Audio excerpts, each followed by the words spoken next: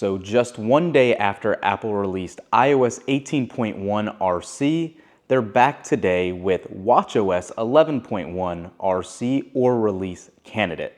If you follow the channel or have been a longtime viewer, you know there is not a lot to do here with things new for watchOS 11.1 because iOS 18.1 is strictly in regards to obviously Apple Intelligence and those first set of features. Since Apple Intelligence is not coming to watchOS just yet, aside from just summaries from notifications, spoiler alert, there is not a lot to see here. However, let's take a look at the final build number and when you guys can fully expect it for general public release and availability. Let's go. So watchOS 11.1 RC just finished installing on our Apple Watch Ultra 2, and it actually took a little bit longer than what it traditionally does to install, but the file size was less than 300 megs, which is a huge difference from what we experienced with iOS 18.1 RC that came in over 7 gigs.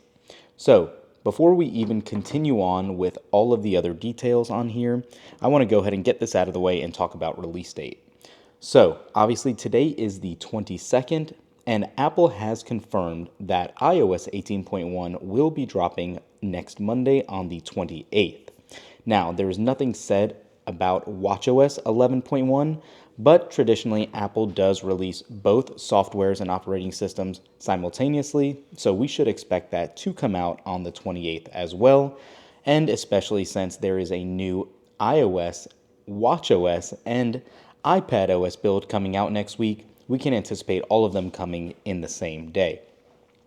Now, again, there is not any Apple Intelligence features in the watch. I can tell you with the last beta we had, we did not have any real issues. Battery life was working well. The only bug we experienced were in the activity rings, where it would kind of blank out and show purple while it was on a standby display, but then when you raised your wrist, it went away. Jumping around and kind of just checking out some of the actual widgets here, everything seems to be working pretty well. Pretty smooth, as you would hope for an RC build to do. Let's just see. Yeah, no real issues here either. Just kind of jumping around. Let's swipe.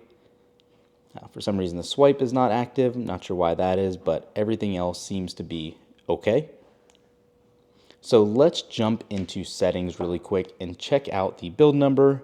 This video is going to be very short and sweet today for you guys, since again, there's not anything really new here, but settings general about, let's see exactly what this full build number is, and you guys can see right there. Sorry about the glare, it's 22R582. So that should be the build that goes live for everybody, for the general public next week on the actual release, barring any new bugs that are brought up in the next week or so. But aside from that, nothing else should really stand out or change from that aspect. Again, kind of with everything here, there is nothing new with the double tap gestures or anything like that. You still have that minimal aspect that was existing in watchOS 11. And more so, as you can see here, if you haven't seen our other videos, unfortunately, Siri is still Siri, not Apple Intelligence and Siri. So that's a little disappointing. Hopefully something new might come out with watchOS 11.2, which we should get a beta for possibly next week or the week after.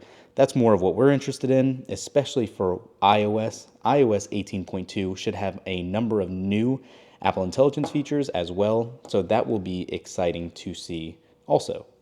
But for this one, again guys, nothing else too much new here. Sorry to disappoint if you were expecting something, but this will be released next week.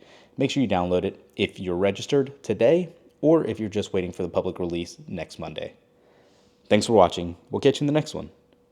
Peace.